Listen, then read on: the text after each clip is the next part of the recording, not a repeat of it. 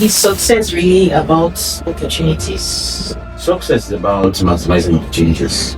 You can multiply the possibility of opportunities that comes. Hey guys, you're welcome to the bigger picture with Ade BlissPaul I, MD CEO Luxage Group. I'm your host, Cherry BlissPaul. And today, my first question to you, sir. Why do some people change their lives while others stay the same place? I think it's a matter of decision. I believe everything in life is about decision. You have to make deliberate choices and you have to make decisions. A lot of people shy away from decisions. One thing that will be consistent every time is you will have to make decisions. There are things that you cannot decide. What country you're born, who are your parents, where you get to grow up. But at some point, the moment you begin to grow up, you have to make decisions, right? And that's why we have the adults age. Moment you are in some countries 16, in some countries 18, in some countries, So at such points, you are, it's as though your life, the entirety of your life is not entrusted into you. So you have to make decisions. So the people whose lives have changed have made decisions.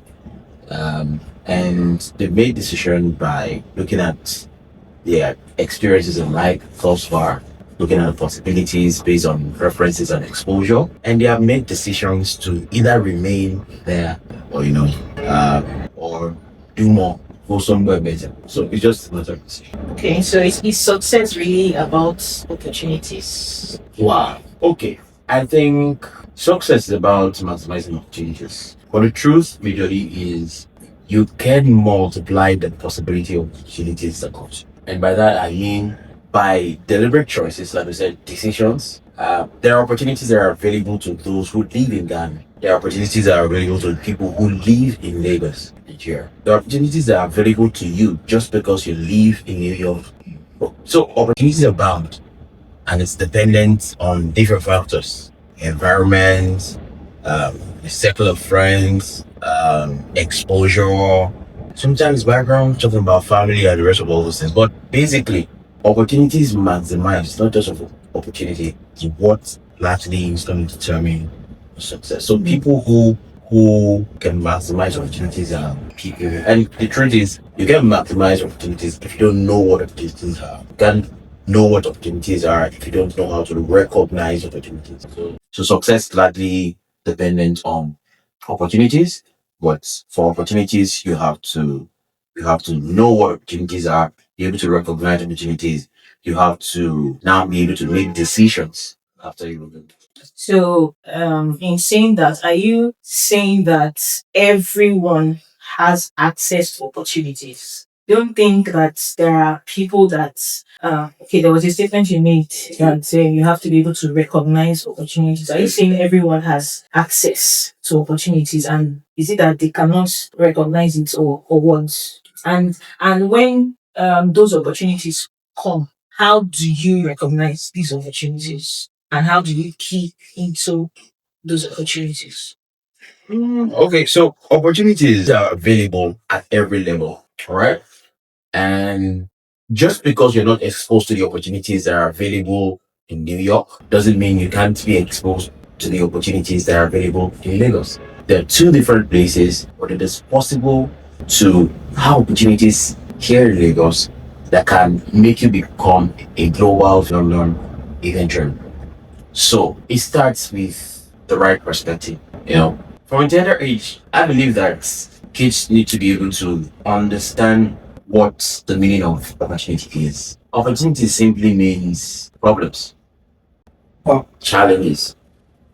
But I grew up learning to be very handy, not because my parents needed me to be, but that's just the environment we found ourselves. In my family, if the TV was bad, my older brother would fix it. If the radio was bad, he would fix it. At least he will try to fix it before my dad would have to maybe. So we try to fix things. But today we live in an environment where people don't even want to try to fix things. So that mindset alone that believes once it's bad, we have to throw it away, it shuts down your ability to reason right and to see that problem or that challenge is actually an opportunity. I like to use the things that are more cumbersome bits in my space of real estate. A lot of the time, people see opportunities. Someone needs a house. It's an opportunity. It's either to become a developer. If you can't become the developer who builds that house, you can become an agent, a realtor. You can direct them. So there are opportunities all around. But of course, I said first you need to recognize what these opportunities are. Okay. And when you say, can everybody recognize opportunities? I think it's a matter of training. You have to train yourself. It's a matter of exposure. What you your mindset has to be uh, oriented such that you can acknowledge and see opportunity for what it is. Yes, yes. In the words of someone I follow in business so well, um, Dr. Myron Goldie, he will say that a lot of the time, the people in the worst of situations have the best of opportunities, but they've not been taught to recognize what opportunities are. So I believe that from childhood, kids should be helped, younger people should be helped, right? At every stage, you should be helped, to recognize what is opportunities and then to be able to maximize them. Yes. So instead of people waiting for opportunities, they can actually create Yes, opportunities. absolutely. So, some time ago, I read a book and then I watched something that looked like it in a clip. A man got into an environment. He is a doctor, and not just a doctor. He's a what do you call it now? An orthopedic doctor. So he fixes bones. All right. Now, I'm not saying this, but I'm just trying to bring out a lesson from this. So now, so what did he do? He discovered that in the town where he is, lots of young people and older people like to play football. So you know what he did? He made concrete footballs and set them at different places. It was humor, like dark humor. However, there's some form of wisdom from it. And guess what? People passed by the street and they tried to kick the ball, and then they got you know, their bones broken or dislocated or something. And because he had tried to market to everyone, he had tried to tell everyone about what he does. And they believe. So what happened was he created the problem, all right, in quote opportunity.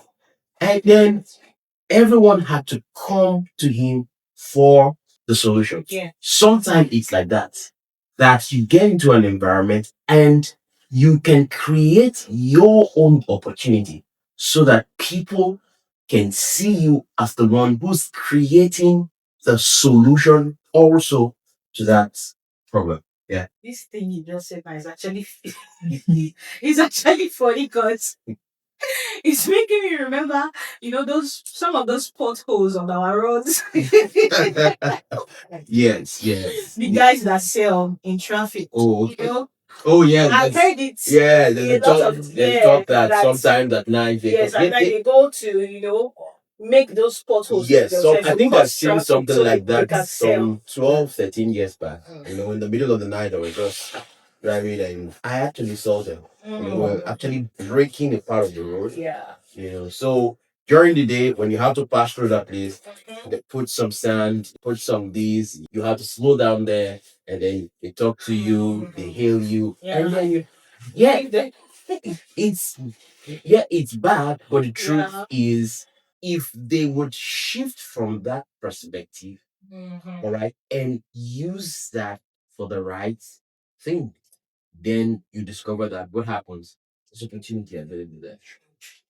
So can mindset actually change financial outcomes? Yes, in fact, not just if it can, it's largely responsible for financial output. Because you see, everybody wants money, basically. In the words of the current, the 47th president of the United States, whom I have followed for about 16 years, read his books. He said everybody wants to be rich. When they can't be rich, they want to feel rich, basically. Every market that you have seen, right, that has to do with people buying things has been created either for the rich or those who want to feel rich. Today, there are brands of phones that are original and there are brands of phones that are copy. It's amazing. So the original is bought by someone who can actually afford it. Although, of course, some people can't actually afford it, they break the bank to try to do that. But that's the essence. And then someone started creating copies of things. Yeah. Right? Someone started creating copies of things. So the truth is, there is a large market, and the market is in greed.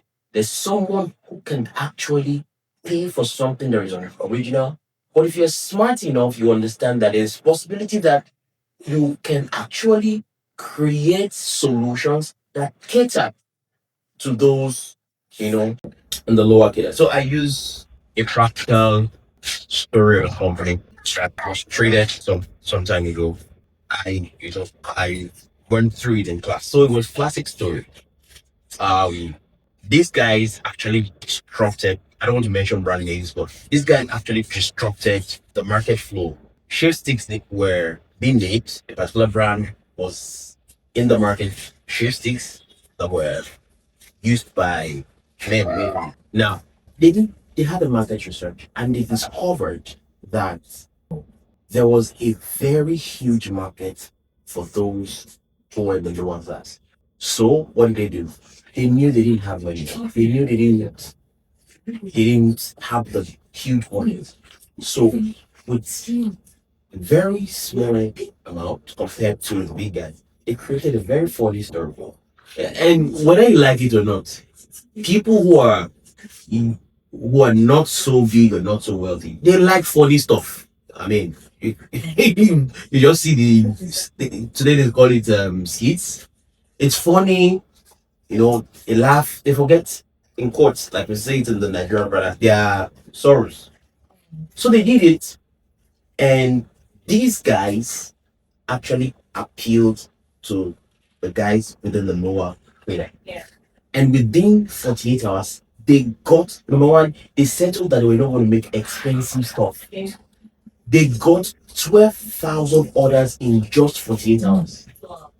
They went on not not many months after that to actually sell that brand for $1 billion to one of the biggest brands, that you have. So it's perspective. You can change your financial fortune, you can change your financial future once you are well informed, right, about what to do. Anybody can do it. Coming out of financial mess, it's like science.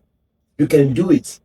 All right. There's process to it. And if you listen to the financial advisor, if you take the right you what podcasts like this and you just take the right lessons, you can actually do it. Yeah. Amazing. So, what lessons can we learn from your journey in the real estate sector? What lessons can you from your personal journey? uh, well, Please don't be like those people that don't be like those people that keep their secrets. No, I You don't don't want to get tell keep. us your secrets. I don't get keep. Yes. My life is split into three: service, in arts, and relevance. I mean, my seasonal impact and focused on younger people. Well, number one is if you will come into the space real estate and you would actually begin to thrive, you don't need fear. Fear tells you everything that is wrong or blinds you from everything that is right.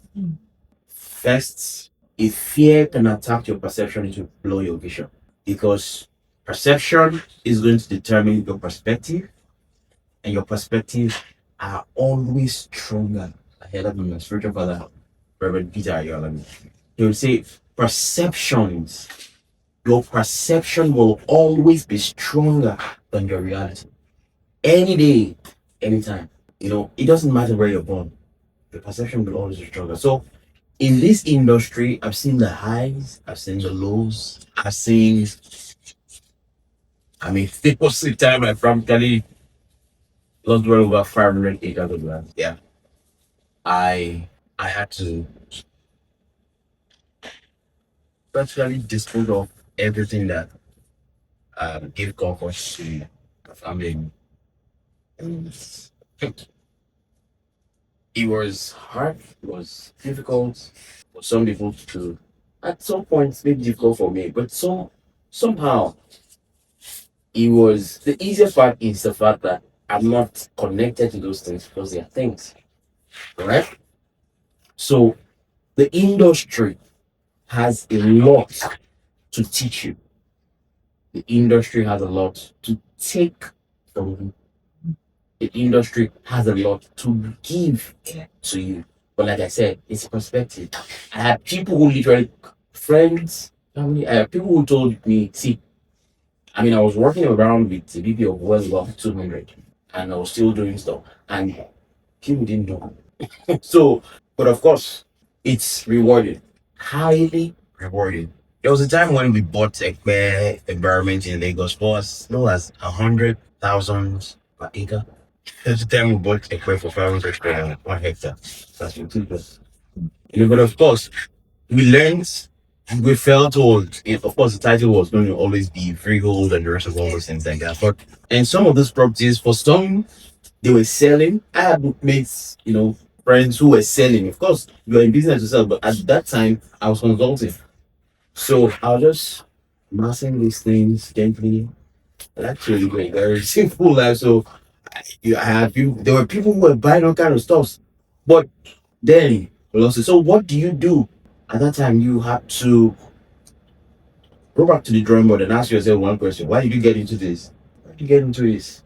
So, and I answered that question, and of course, with God, majorly about what was God. We began to trust God and then do a little bit of restructuring in how decisions are made. Remember, the first I told you about this, so it's about decisions. Are people who said, no, this industry is not for you, leave it. Are people who looked at me and said, just relocate. I had people who called me and mocked me on the phone, right? I had people who were around me who had people who shouldn't mock me, and those who were furious on my behalf. But then